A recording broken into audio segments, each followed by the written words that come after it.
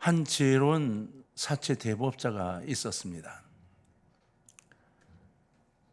그는 참 좋은 능력을 갖고 있었는데 남들이 부러워할 만한 능력을 갖고 있었어요. 그는 좋은 고객을 선별하는 능력이 있어서 손해보는 일이 거의 없이 이 사업이 번창을 했습니다. 많은 사람들이 어떻게 돈 떼어먹는 사람 없이 정직하게 갖다 주는 사람 대부분을 선별해서 저렇게 돈을 꿔줄 수 있을까?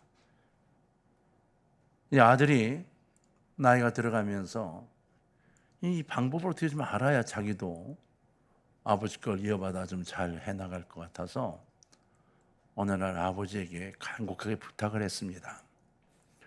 그 나이 40이 된 그 해에 이제 아버지가 알려주는 거예요. 손님이 오니까 손님이 왔다고 이제 연락을 하니까 알았다고 잠깐 기다리라고 하고 아들을 데리고 손님이 기다리는 옆방으로 들어간 거예요. 그 30분 동안을 그 옆방에서 안 들어가고 있는 거예요. 근데 아버지가 30분 동안 뭘 하냐면 옆방 벽에다가 귀를 갖다 들이대고 가만 소리를 듣고 그리고 벽에 구멍을 몇 군데 뚫어놨는데 그 구멍으로 들여다보고 30분을 온 손님이 무엇을 하고 있는가를 살피는 거예요. 일부러 30분이나 늦게 들어오니까 30분 동안에 옆방에 있던 이 돈 빌리러 온 사람들이 모습들이 각각 다양하게 나타나기 시작을 했어요. 어떤 사람은 초조해하기도 하고 어떤 사람은 막 불안해합니다. 어떤 사람은 벌떡 일어나 서성거리기도 하고 밖을 내다보기도 하고 앉아서 발을 막 두둥기기도 하고 발을 구르기도 하고 손을 막 이렇게 만지작거리기도 하고 어떤 사람은 시간이 길어지니까 그냥 소리를 내서 막 투덜투덜대고 불평을 말하기도 했습니다. 이런 여러 모양의 사람을 보면서 그 아버지는 30분을 끝내 기다리고 있다가 자신이 세워놓은 기준, 침착하게 앉아 무던히 기다리고 있는 사람을 결정을 해서 그를 만나 웃으면서 조건이나 이런 거 다 알아보지도 않고 계약서를 쓰고 돈을 빌려주더라는 겁니다. 아들이 물었습니다. 왜 아버지 사람 그런 것만 보고 주시나요? 그랬더니 아버지가 아들에게 말했습니다. 침착하게 기다릴 수 있는 사람은 계획이 있고 목숨 걸고 노력할 사람이야. 그 사람은 반드시 돈을 갚는다. 이렇게 이야기를 하더라는 거죠.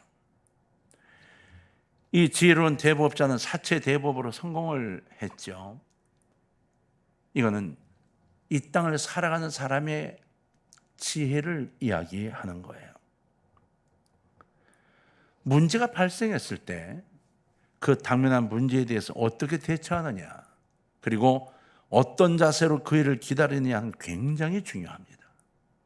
우리는 이 땅을 살아가면서 어떤 문제를 안 만나고 살아갈 수 있으면 좋겠지만 천만에요.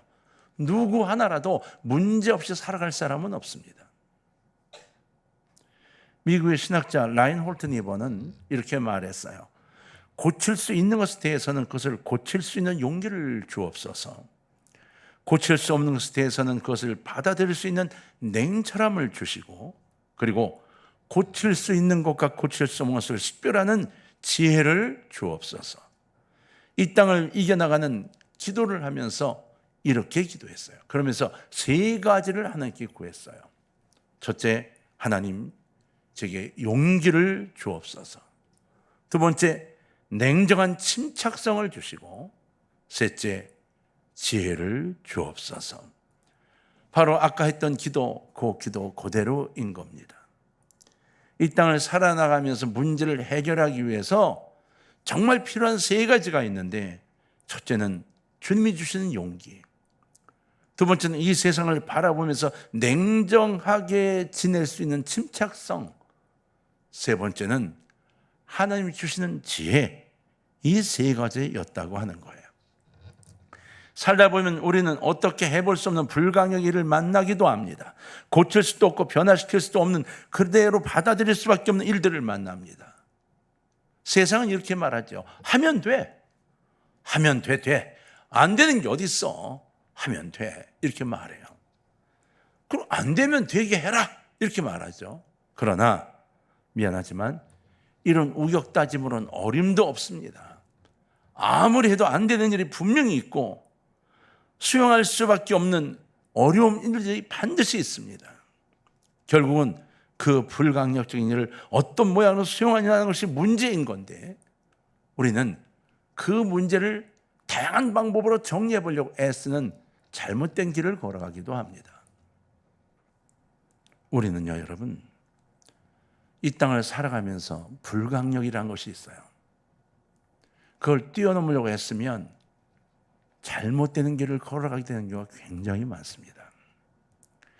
이러한 불강력 일을 겪을 때 우리는 특별히 시간적 한계와 종말이 있어요.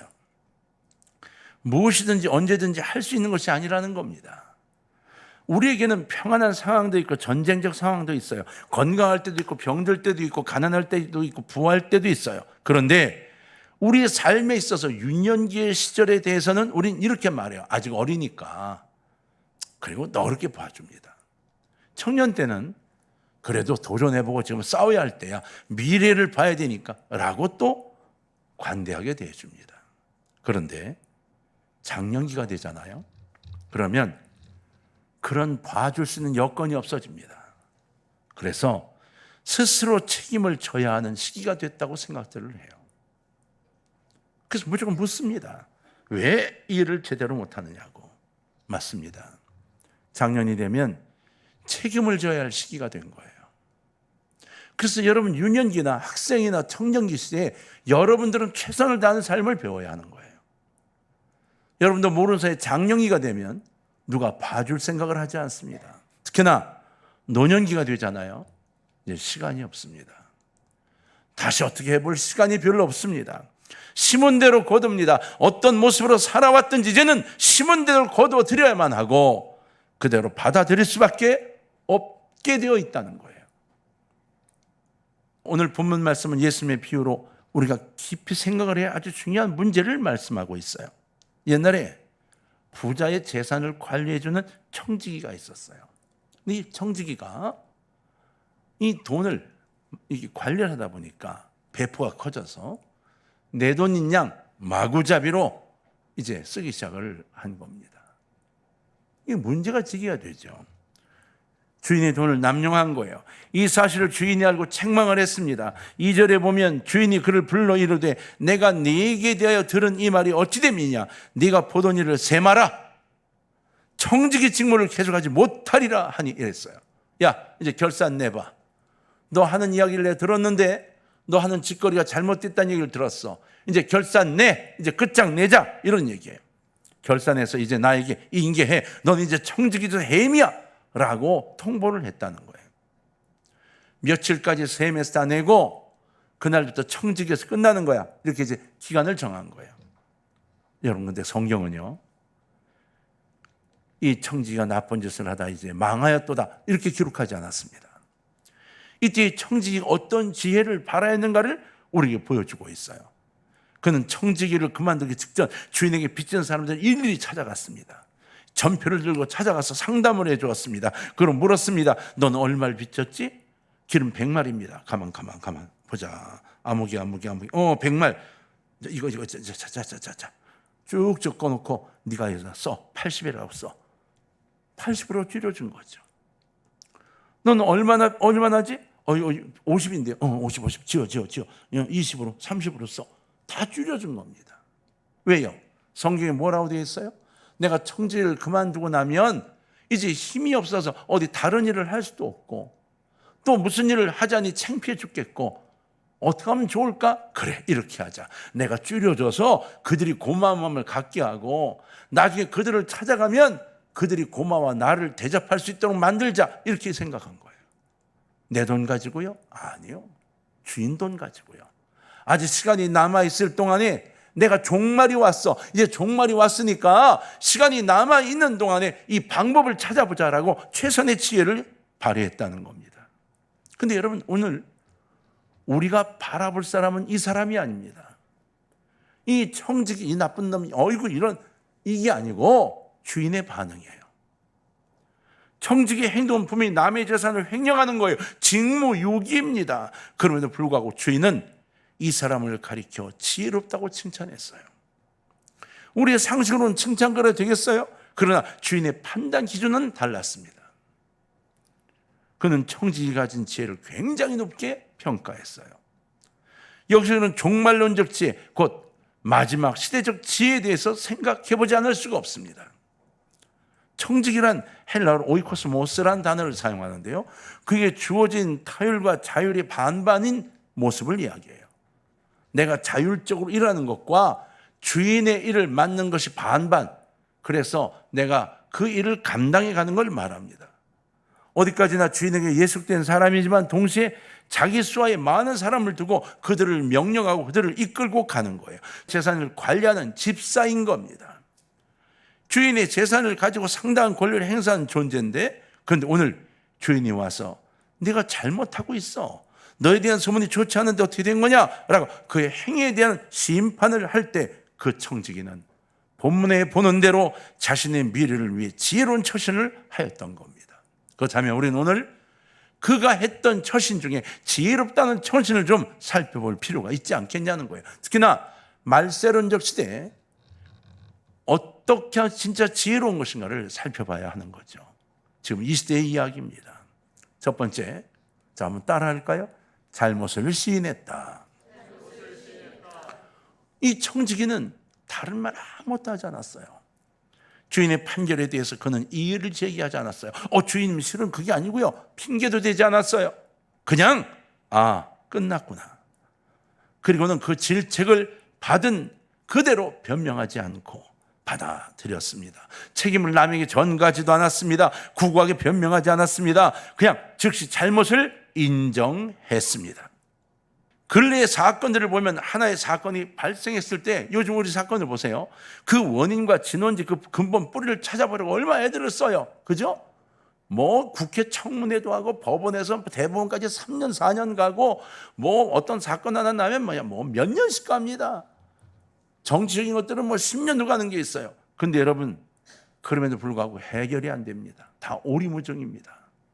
답을 몰라서 그런가요? 아닙니다. 다 유야무야 사라지는 겁니다. 너도 나도 똑같으니까 대강 넘어가고 있는 겁니다. 그 누구도 시인하지 않습니다. 제가 잘못했습니다, 나선 사람 한 명도 없습니다. 책임지는 사람도 한 명도 없습니다. 제가 잘못했습니다. 이 고백이 필요한 시대에 이 고백을 아무도 하지 않아요. 다 핑계만 이야기합니다. 지혜 한마디가 없다는 것, 내가 잘못했습니다, 이 지혜의 용서를 구한 말 한마디가 없다는 것, 이건 이 시대가 갖고 있는 슬픔의 현장인 겁니다. 여러분 어떻습니까? 주님 앞에 맞습니다, 제가 잘못했습니다, 이 시인을 하고 있는 사람인가요? 아니면 고개를 빳빳이 들고 어디 끝까지 가봅시다 하는 사람인가요? 다윗이 죄를 지었습니다. 나단 선지자가 찾아와서 한마디로 당신이 죄를 지었다고 꾸짖었습니다. 구구절절히 말한 것도 아닙니다. 당신이 죄를 지었다고 말한 겁니다. 다윗은 왕이었습니다. 보좌에 앉아 영광을 누리는 사람이었습니다. 하지만 그는 내가 맞습니다, 죄를 지었습니다라고 그 죄를 그냥 스스로 인정합니다. 내가 죄를 지었나이다, 하나님 앞에 내가 죄를 지었나이다, 이게 다윗의 모습이었습니다. 이것으로 끝이었습니다. 하나님이 다윗의 그 고백을 통하여 다윗을 더 사랑하시게 되었던 겁니다. 사랑하는 동광의 가정 여러분, 아주 냉정하게, 아주 침착하게, 아주 정직하게 주 앞에 고백할 수 있는 여러분이 되시길 주의 이름으로 부탁합니다. 제가 잘못했습니다. 오늘 본문의 청지기에게 그런 지혜가 있었던 겁니다. 우린 때때로 사과를 빙자해서 내가 잘못했다고 말하곤 합니다. 그러면서 꼭 이렇게 하죠. 그래 미안해, 내가 잘못했어. 근데 너도 이렇게 말하는 때 얼마나 많아요. 나만이 아니라 너도 걸고 넘어가잖아요. 부부 사이에도 미안해 여보 그러면 되는데 미안해 여보 근데 당신도 꼭 걸고 넘어가잖아요. 내 자신 스스로 잘못됐다고 생각하지 않는 거예요.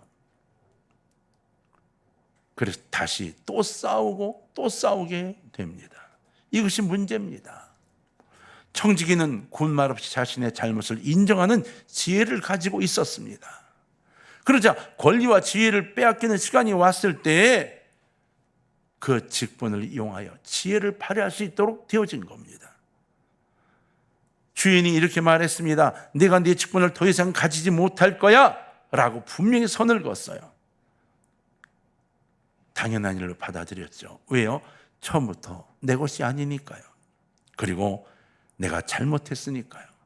이것은 주인에게 있는 권리고 주인의 뜻대로 하는 거니까요. 청지기는 그걸 인정한 겁니다. 이건 내 건데 인정하는 겁니다. 욥은 10남매를 가진 다복한 가정의 가장이자 동방의 제일 간 부자였어요. 근데 한껏 영광과 부귀를 누리다가 하루아침에 거지가 됐죠. 병자가 되고 자식들이 다 죽임을 당했어요. 그런데 여러분, 그는 그런 고통을 무릅쓰고 하나님 앞에 뭐라고 기도했어요? 이르되 내가 모태에서 알몸으로 나왔사온즉 또한 알몸이 그리로 돌아가올지라. 주시니도 여호와시요 거두시니도 여호와시오니 여호와 이름이 찬송을 받을지로다. 이게 욥의 고백이었어요. 위대한 고백입니다. 처음부터 내 것이 아니었습니다. 이것이 마지막 시대적 지혜인 거예요. 이게 처음부터 내 것이 아닌 걸 압니다. 하나님 거예요. 이게 이 시대의 마지막 지혜인 거예요. 마지막 시대의 지혜. 아무것도 가져갈 게 없는 거예요. 주님 오라 하시면 다 놓고 가야 할 거예요. 주님 오시 휴거되면 다 놓고 가야 하고 이 땅에서 생명을 다하여 떠나가도 놓고 가야 될 거예요. 어느 순간인지 우리는 떠나야 합니다. 여러분 재산을 얼마나 가지고 계십니까? 잔뜩 쥐고 있어도 아무 소용없습니다. 내가 떠나면 그것은 남의 것이 되고 맙니다. 언젠가는 당신의 소유가 될 것 같습니까? 아닙니다. 주님께서 내게 주셨어요. 관리하게 하셨다가 언젠가 거두어 가시면 끝입니다. 무슨 이의가 있겠어요? 이게 하나님의 것인데요. 우리가 맡고 있는 달란트, 생명, 재산, 모든 것들은 청지기가 갖고 있는 겁니다. 우리 모두에게 청지기 지혜가 있기를 주의 이름으로 부탁합니다. 두 번째로 이 청지기는 자신이 해야 할 일이 무엇인지를 알고 있었습니다. 오늘 4절에 보면 내가 할 일을 알았도다 이렇게 말했어요. 이게 지혜입니다. 이 시점에서 내가 해야 할 일이 무엇인가 이걸 아는 것, 이게 지혜라는 거예요. 과거를 후회하지도 않습니다. 미래에 대해서 괴롭게 생각하지도 않습니다. 다만 내가 지금 해야 할 일이 무엇인가 이거를 알고 있다는 겁니다. 여러분, 지금이 중요합니다. 남은 시간, 남은 기회, 남은 권한을 가지고 남의 재산을 가지고 인심을 쓰겠다고 결정을 한 거예요. 이걸 지금 해야 할 일을 안다는 거예요. 아주 지혜로운 사람입니다. 여러분, 전쟁터의 야전병원에 환자들이 막 밀려 들어오잖아요. 그러면 의사들이 갖고 있는 기준이 있답니다. 세 부류로 나눈대요. 이미 사망한 사람 저쪽, 시신을 모아놓는 텐트죠, 그쪽으로. 두 번째, 앞으로 살 가능성이 많은 사람, 그 사람은 수술하는 쪽으로. 그리고 죽을지 살지 모를 사람, 이건 이쪽 텐트로. 이 세 가지로 나눈다고 그래요. 그런데 아무래도 죽을 것 같다고 여겨진 사람 하나가 의사를 뭐 이렇게 간청한다고 생각합시다. 분류를 해놨는데 아무래도 죽을 것 같다고 생각하는 한 사람이 의사를 붙들고 의사 스님, 내 피가 O형입니다. 웬만하면 누구에게 맞을 거예요. 내 피를 뽑아서 다른 군인에게 좀 놓아주십시오. 난 어차피 죽을 것 같아요. 그러니까 내 피를 뽑아 놓아주세요. 의사가 말하죠. 당신들 지금 피가 모자라 죽어가는데 무슨 소리요? 그랬더니 그 사람이 시간이 없습니다. 빨리 내 피를 뽑아 저 사람에 넣어주세요. 나는 한평생 나쁜 짓만 했어요. 저는 깡패였거든요. 못된 짓만 했어요. 이제라도 한번 마지막 내 생을 떠나기 전, 죽으면 안 되는데 죽기 전 이 피라도 다른 사람이 건네주고 그를 살렸으면 좋겠어요. 마지막 시간에 좋은 일 한번 해봤으면 좋겠어요. 의사 선생님 제발 내 피를 뽑아 저 사람에 넣어주십시오. 이렇게 말할 사람이 몇 명이나 되겠습니까? 오늘 청지기는 바로 이런 사람이라고 하는 겁니다. 우리에게 주어진 남은 시간 동안 우리는 무엇을 해야 할까요? 알프레드 노벨은 다이너마이트를 발명해 세계적인 부자가 됐죠. 재밌는 이야기가 있어요. 이 사업가가 오늘 아침 신문을 뚝 폈는데 일면 톱기사에 거기에 자기 이름이 나온 거예요. 알프레드 드 노벨 사망하다. 자기가 사망 기사를 본 거예요. 깜짝 놀랐습니다. 탑기사로 쓰여 있어요.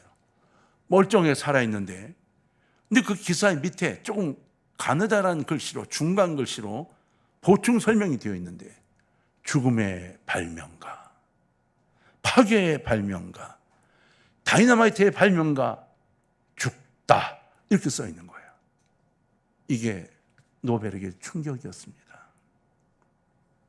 여러분, 프랑스의 어느 기자가 동명이인을 오해하고 실수로 낸 기사였는데 이게 막 일파만파 번지면서 기사들이 된 거예요. 노벨이 깊은 생각이 잠겼어요. 그렇지, 진짜 내가 죽으면 이런 기사밖에 기사가 날 일이 더 있겠나? 어떻게 하면 좋은가? 여러분, 그래서 세계 평화에 기여한 사람에게 상을 주는 노벨상을 만들게 된 겁니다. 사랑하는 성도 여러분, 우리는 남은 시간, 남은 시대에 무엇을 생각해야 할까요? 아주 중요한 문제입니다. 우리는 베푸는 일을 생각해야 합니다. 나누고 힘줄 수 있는 일을 생각하는 게 맞죠. 여러분, 한 번씩 길가에 청소하시는 어르신들을 이렇게 볼 때가 있어요. 제가 이게 그분들을 이렇게 뵈면서 지나가면서 이야기를 걸기도 하고 하는데, 이렇게 구청에서 얼마씩을 받고 일을 하시는 분들도 계시고 어떤 모임에서 나와서 또 청소하시는 분들도 계세요. 연세가 많으신 분들이 에헴 하고 앉으셔서 대접만 받기를 원하는 게 아니라 내가 움직일 수 있을 때 좀 더 무엇이라도 길거리 담배 꽁초라도 줍고, 또 이렇게 뭘 들고 다니면서 약을 뿌리시기 뭐 하세요? 그랬더니 이 나이는 잡초를 제거하는 약을 뿌린다고 그러셔요. 이거 보면서 그 모습이 참 아름다워 보이는 거예요. 무엇인가 베풀 수 있는 것, 무엇인가 남을 위해 할 수 있는 걸 하고자 하는 거죠. 내가 말이야 누리는 게 아니라 참 아름다운 모습이 아닌가요? 여러분, 남에게 무엇인가 해주고자 애쓰는 모습이 얼마나 아름다운가요? 우리는 지난 날을 후회할 필요가 없습니다. 또 가슴을 쳐도 소용이 없어요. 이제 남은 시간을 지혜롭게 살아가는 것, 이것이 우리에게 남아져 있는 거예요. 세 번째, 청지기는 내일을 생각했습니다. 오늘 본문은 계속해서 말하고 있죠. 이 사람은 다음 시간을 예비하고 있어요. 이렇게 하면 내가 어려운 일을 당할 때 저들이 나를 영접해 줄 거야 라는 생각을 하고 이 일을 했다는 거예요. 쫓겨난 다음의 일을 생각했단 말입니다. 그는 정말로 지혜로운 사람이었어요. 주인의 재산을 잘못 관리했던 사람이 오늘은 그 재산을 이용해서 다음 삶을 준비하고 있는 거예요. 그의 주인이 참 좋은 분이어서 이 지혜로운 행위를 봐, 그리고 그 청지기를 다시 사용을 했겠지만 우리는 마지막 시대에 이 청지기의 모습을 보자는 거예요. 이걸 성경은 이렇게 말하고 있는 거예요. 우리에게 이야기하는 거예요. 너 청지기야. 마지막 세대가 됐는데 네가 갖고 있는 건 네 것이 아니야, 내 것이야. 하지만 네가 지혜롭게 이용해봐, 지혜롭게 사용해봐. 내가 너를 보고 감탄하고 싶어. 이렇게 말씀하고 있는 거예요. 우리의 생각으로 그 청지기는 아무리 생각해도 칭찬받을 사람이 못 됩니다. 지옥 가야 마땅합니다. 그러나 우리 하나님은 그런 하나님이 아니에요. 내가 너에게 맡겨 내 마구잡이로 썼어? 맨날 술 사 먹었어? 마약했어? 이놈이 이러시지 않습니다. 잘못 사용했구나. 그러나 내게 맡겨주신 걸 잘 사용한 이들을 바라보며 더 기뻐하신다고 하는 거죠. 8절을 보면 주인이 이 옳지 않은 청지기가 이를 지혜 있게 하였으므로 칭찬하였으니라고 하였습니다. 아무리 생각해도 납득이 가지 않는 대목이에요. 옳지 않은 청지가 이를 지혜롭게 했으니 칭찬했다고? 이해가 안 가죠. 그러나 바로 이런 분이 하나님이시고 이것이 복음인 겁니다. 남은 시간, 지난날이 어쨌든 여러분 손에 있는 이 남은 권한, 여러분 손에 있는 지혜, 여러분 손에 있는 능력, 재물, 이 마지막 것을 가지고 성령께서 주시는 지혜로 지혜롭게 처신함으로써 진정 주께로부터 칭찬을 받는 생활을 할 수 있기를 주의 이름으로 부탁을 드립니다. 왜냐하면 우리의 삶이 그분께 달려있기 때문인 겁니다. 잊지 마십시오. 하나님 우리를 청지기 삼으시고 우리에게 맡겨주셨습니다. 맡겨주신 시간과 맡겨주신 모든 것을 가지고 아름답게 사용하셔서 이처럼 칭찬받고 주님 품는 청지기가 되시기를 주의 이름으로 축원합니다.